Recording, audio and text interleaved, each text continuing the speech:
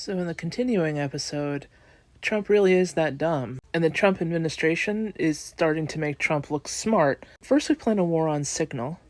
Then it comes out that we use Gmail. Then Laura Loomer has a presentation that she gives to Trump, and then he fires 6 national intelligence people. Egg prices are soaring. Trump's mad at Putin. Like, take your effing pick.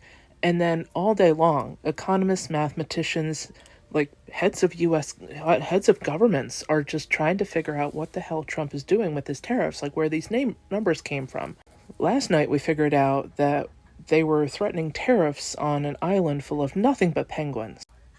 And then it came out earlier today that somebody had figured out that it was like the amount we spend with a country divided by our debt by the country is that like interest percentage rate.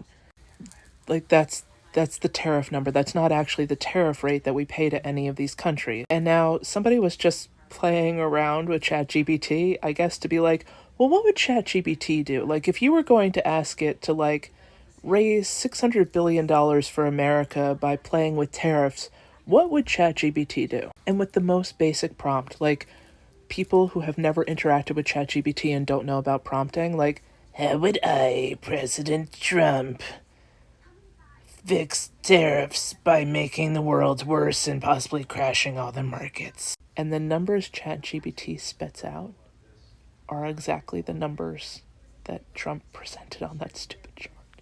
If you think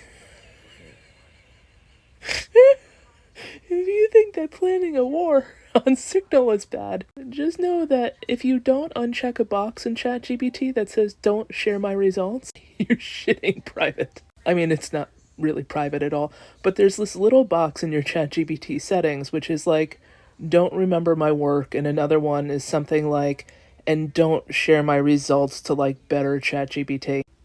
Because there have been people fired from software companies because they've thrown code into ChatGPT and said like, hey, check my code, which can legit save you hours of work because you're just missing a semicolon somewhere. But, I mean, like, reading thousands of lines later, you're bound to miss it. The problem is, these software people are, like, developing a brand new app nobody's seen yet, and then this code gets basically listed publicly.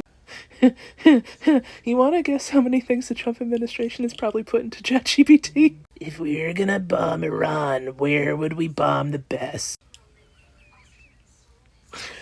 I'm betting they haven't even signed up for ChatGPT Plus. There's like what you can get for free, and then if you subscribe, there's like a couple extra models you have access to. Maybe that's where Trump got the picture of him in that El Cheapo purple royal robe that he tweeted the day after he was inaugurated. Oh. I, Donald J. Trumpy Poo, just want to see what I would look like if I were king. Generate an image of me being royal. Like that Burger King guy. I cannot express to you that somewhere in ChatGPT, which is just open, we could probably find everything the Trump administration has searched for.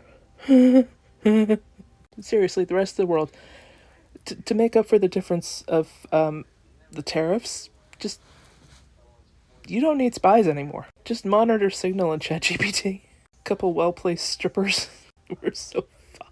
You know now, every time Trump gets up to the podium, somebody in the press corps is just going to prompt his words into ChatGPT and instantaneously check him. We are worse than the child in the room because at least the child would think about it for 2 seconds. Fuck.